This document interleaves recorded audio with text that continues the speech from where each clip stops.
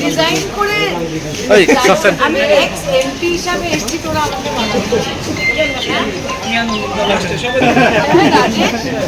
আর আজকে তো thank you রাজ।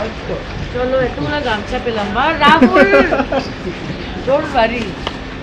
চলো বলেছিলাম আজকে আমরা দিদি আমরা বাইন্ডিং এ নেই। ঠিক আছে, ঠিক আছে, always welcome. Thank you, thank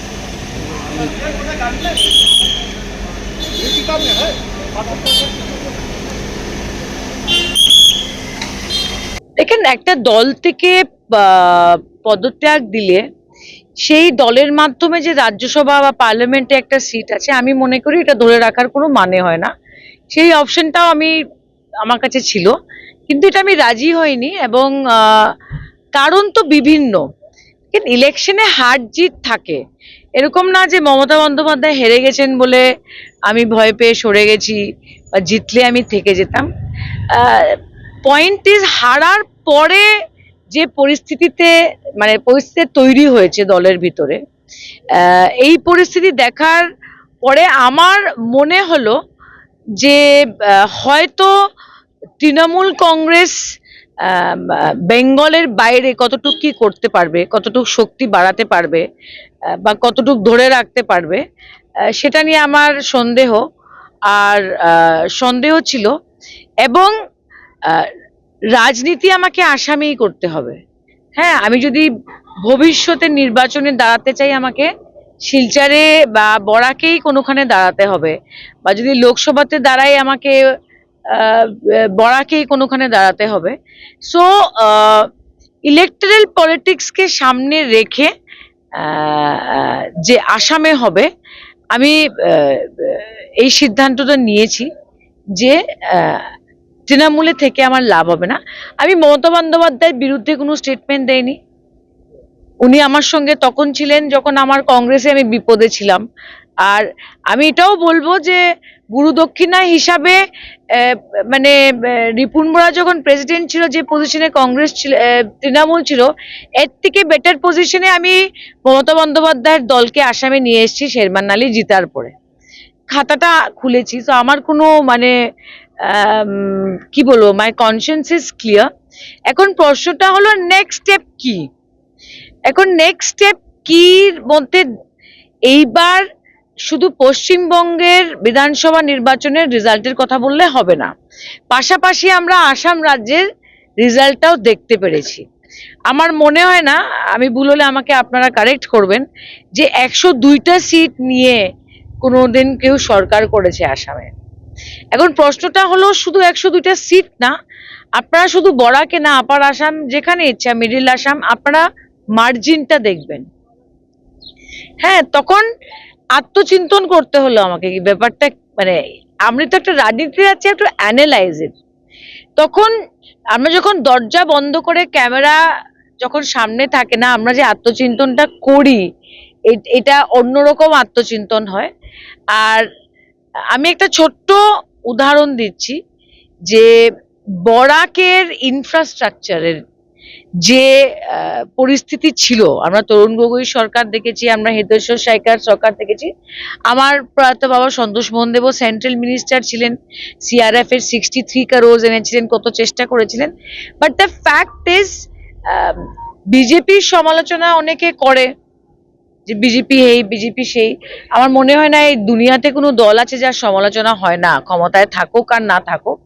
but the fact is, বরাকের ইনফ্রাস্ট্রাকচারের মধ্যে 15 বছর আগে যেটা ছিল বা 10 বছর আগে এটা ছিল, আর এখন যেটা আছে, এটা অস্বীকার করার মতো না যে প্রচন্ড ইমপ্রুভমেন্ট আছে।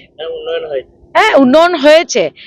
আমি তো তারাপুরে থাকি, তারাপুরে তো বাঁদিকে গিয়েই ফ্লাইওভার, হ্যাঁ না। আর আমি যখন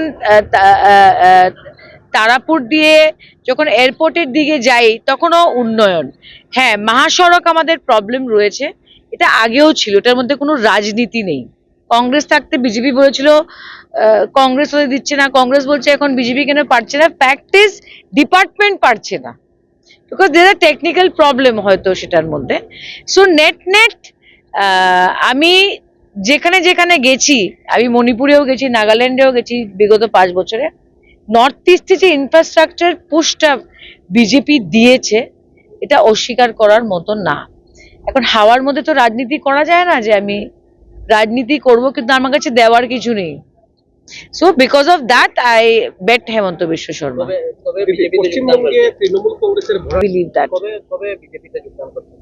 সি বিজেপি একটা দলে কোনদিন যোগদান করবে, যে যোগদান করছে ওই সিদ্ধান্ত নেয়, যারা যোগদান করাচ্ছে বা করাবে কি না এটা দল সিদ্ধান্ত নিবে। গতকাল মুখ্যমন্ত্রীর সাথেও আপনার আলোচনা হয়েছে, হ্যাঁ। ডেট ফিক্সড হয়নি?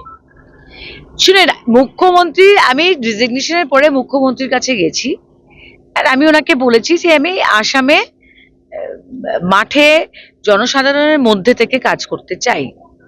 সো মানে এখন আমাকে গাইড করেন। তো উনি এটা বলেছেন যে আমাকে একটু সময় দাও, আমি তোমাকে জানাবো, কিন্তু আমরা একসঙ্গে কাজ করব।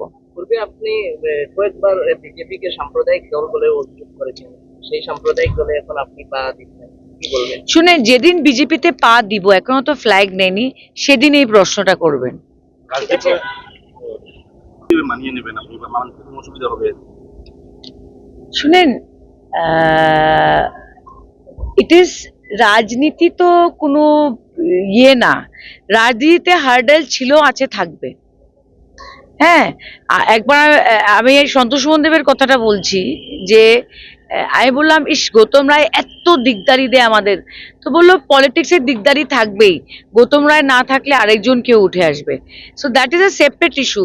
আমি কংগ্রেস করেছি, আমি তৃণমূল করেছি, পলিটিক্সে এটা কেউই মানতে পারে না যে আমি খালি মাঠে হাঁটবো আর আমার সঙ্গে কেউ মানে আমার সঙ্গে কেউ কম্পিটিশনে থাকবে না। তবে তো if you want to make everybody happy, sell ice cream, don't come to politics.